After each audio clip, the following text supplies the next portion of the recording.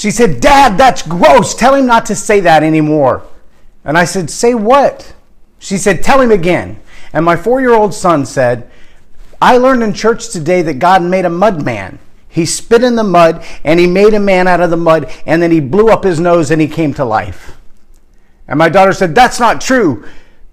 Is it?" And I said, "Well, I don't know about the spit in the mud part at the creation of man, but it does say that God made man, formed man out of the dust of the earth. So yeah, I guess we would be mud men. And women were taken from us, so we're created of the same stuff." You know, one of the things that I see, the challenges, and it was expressed in an anger moment of a racial divide. What's going on right now in Milwaukee, I believe it is, around the shooting death of a young man. All of the vehement rage, all of the getting back, the getting even, the wanting of revenge. It really stems from a misunderstanding of who we are as individuals. You know, I juxtapose the comment made by one young man, and to me it's more profound than all the violence and all of the rage. When he said, "These rich people, they ain't trying to give us none." And I thought, you know, the mentality behind the idea that I will only have if someone else gives to me, it kind of flies in the face of everything that I believe and everything that I've been taught all along. And that was, if you want it, go get it. If you want it, earn it. If you want it, ask for it. I mean, even the Bible says, if you don't have it because you didn't ask. And you didn't ask because when you do ask, you ask amiss. You don't ask for what God already says is yours to have. You want somebody else's. They're all getting rich. They ain't trying to give us none. Is an indication that I don't want to go earn it. I just want to possess it. I'll take it from you if that's what I have to do. I'd rather you just give it to me without a fight. But even a seed, a little tiny seed in the ground, fights to become a plant, fights to get to the sunshine. It fights its way through the dirt. Have you ever seen that little sprig of grass that fought its way up through the concrete? A sidewalk with a flower sticking out of the top of it. How did it do that? By struggle. How does a butterfly learn to fly? By struggle. It fights and it fights and it fights and it fights. And it doesn't fight against other butterflies. The flower doesn't fight against other flowers. The butterfly fights against the cocoon that holds it so that it can grow from being a caterpillar to a butterfly. It fights against that to build the strength of its wing. It fights against that resistance to build its own strength, not to destroy other butterflies. The butterfly, the bumblebee, the birds, they don't fight each other to get things to live on. They might be the first one there. As the old saying says, the early bird gets the worm. If there's only a limited number of worms, get there first or go somewhere else. That's not complicated stuff. And yet we see cultures all over the world where getting isn't a matter of earning or working or struggling or fighting against anything other than each other. Well, that's called theft. That's not the struggle. The struggle of the butterfly isn't against other butterflies. It's against life itself. It's against the cocoon. It's against the wind. It's against getting to the flower while there's still pollen in it before the bees get it. That's what the struggle is against. It's not against each other. And yet we've somehow convinced our societies, our cultures all over the world, that it's the rich who take from the poor and make themselves rich. There's nothing stopping the poor from being as rich as the rich. Maybe corruption stands in the way, but most often it's the struggle. It's just the struggle. But when we rely as human beings on someone else to provide for us, the rich, they ain't trying to give us nothing, is a phrase that says, I'm relying on them for my success. We're going to be in trouble. We're going to be hungry for a long time.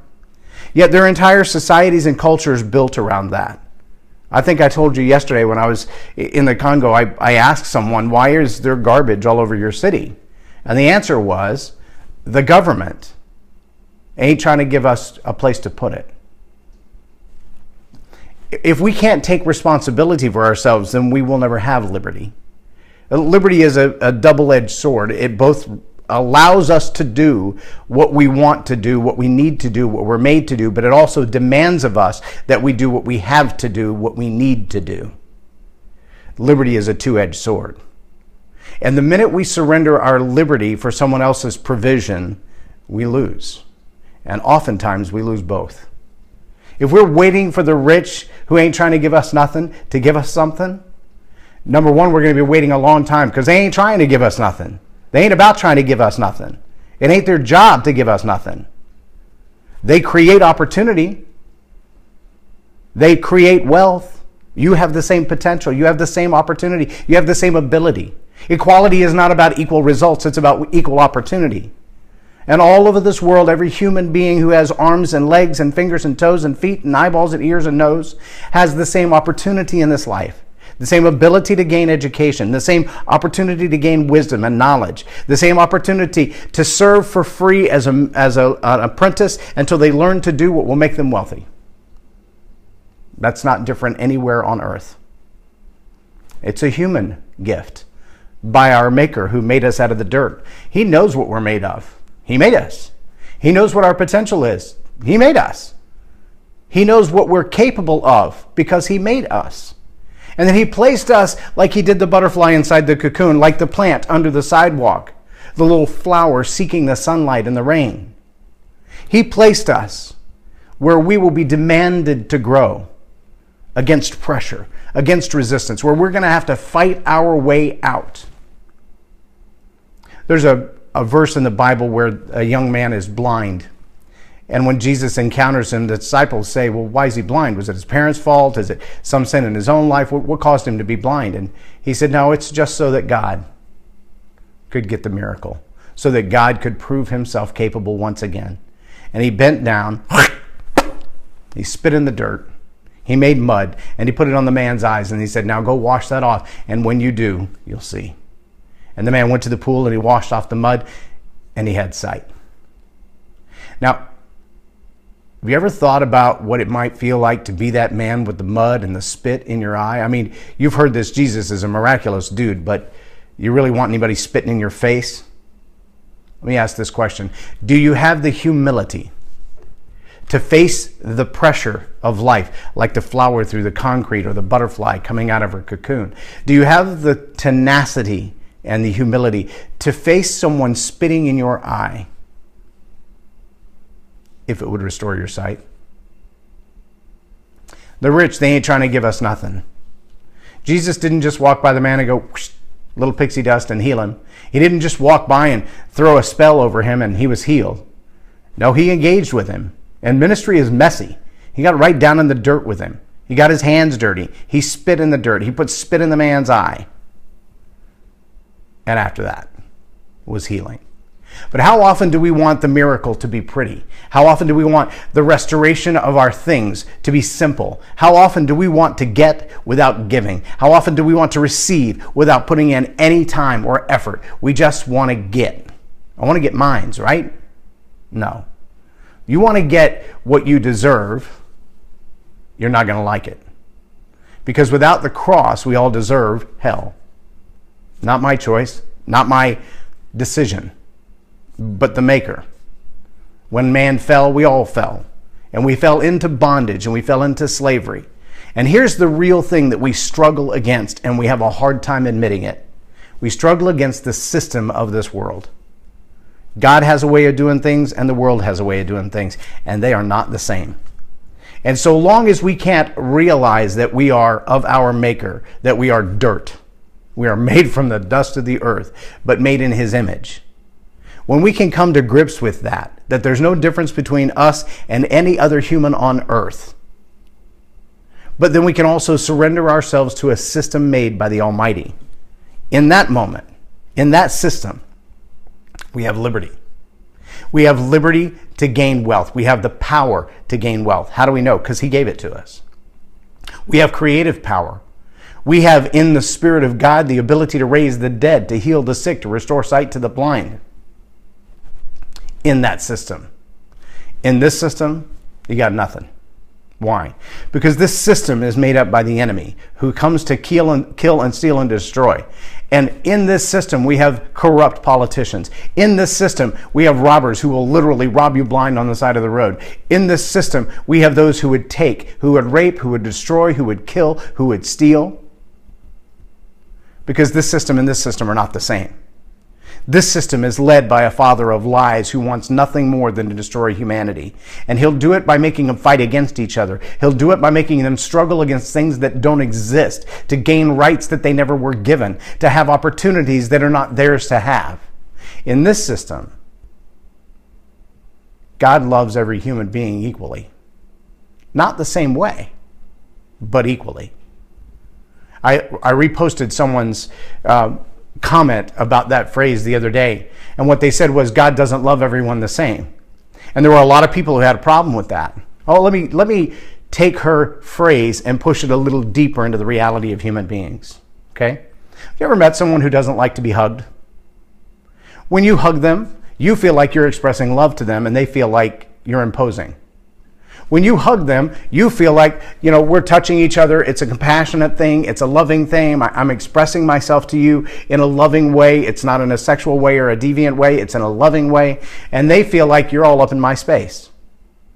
Now, if you're loving them all the same meant every person you meet, you hug, there are going to be some people that what you call love, they call offense. I've said before on this program that my wife's love language is words of affirmation, where mine is touch. It doesn't matter how much I touch her in the ways that I like to be touched. For her, that's just okay. It's not overwhelming love. It's when I speak those words of affirmation that she feels loved. It's not that I love her less or more than my children, but I love them in different ways. God loves us all in an equal amount, but he loves us all in different ways. That's a hard thing to grasp. But when you understand again that there are two systems in this world, and this system says equality for everyone, looks like everybody gets to start at the same place. If that were the case, then we wouldn't have worms and butterflies. We wouldn't have birds and snakes, fish and wildebeest. But we do. We're all different in some way. We all have different potential. Why? Because if we all had 52 toes and no fingers, we'd have a hard time eating lunch. But in this system, God's given a big toe and a little toe, a thumb and a pinky finger, and an index finger, and a middle finger, and a ring finger. Because he knows in this system, we all are going to be just a little bit different, but we all have liberty to do what he's made us to do, and the power to do what he's given us liberty to, and the authority to do what he's given us power to do, because he's given us liberty to do. And all of those things work together, liberty and power and authority. They're a balanced stool. And with one leg missing, it just falls over, and then there's no freedom. Part of the project of USALGA in the Congo is to help people find that pathway to liberty that doesn't look like the world system waiting on the government to do everything, but it looks like this reuniting of this system where man stands up and says, I can do what I've been given liberty to do. Within the bounds of the law, within the bounds of the limitations of the human race, within the rights and the power and the authority that's been invested in me by God, I can do. And sometimes that seems a little awkward to the world system. It seems a little too free. Because in the world system, everybody's a slave. Let me just remind you of this.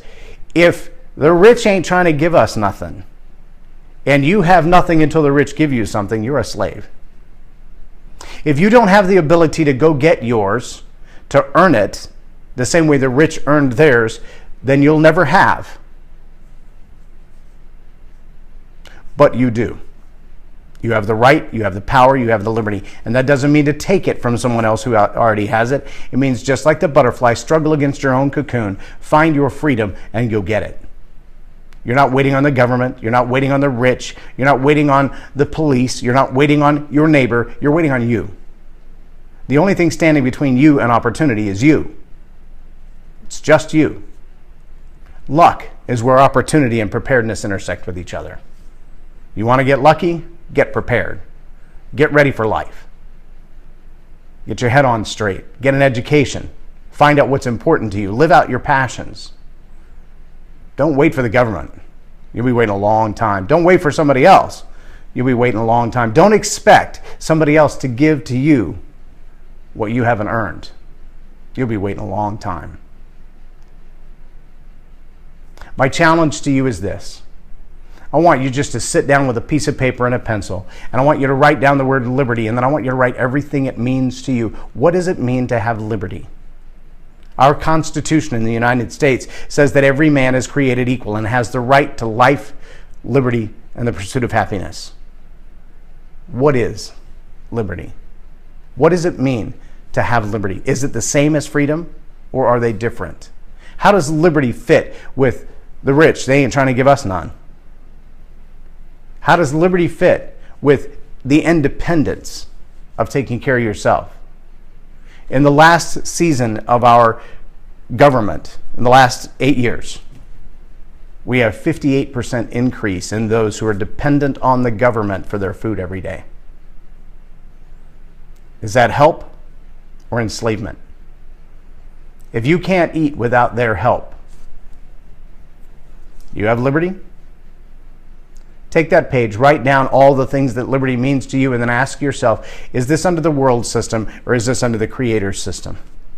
Am I counting on God to give me wisdom and ideas and thoughts like we discussed yesterday, where He will teach us what even our teachers don't know, where He'll give us access where even our soldiers won't go? Is it in that system, or is it in this system where you got to wait on somebody else to give before you have? I want you to write those things down and think about them, and I'll see you back here tomorrow. You've been watching Tell It Like It Is TV, and I am J Loren Norris. Have a blessed day.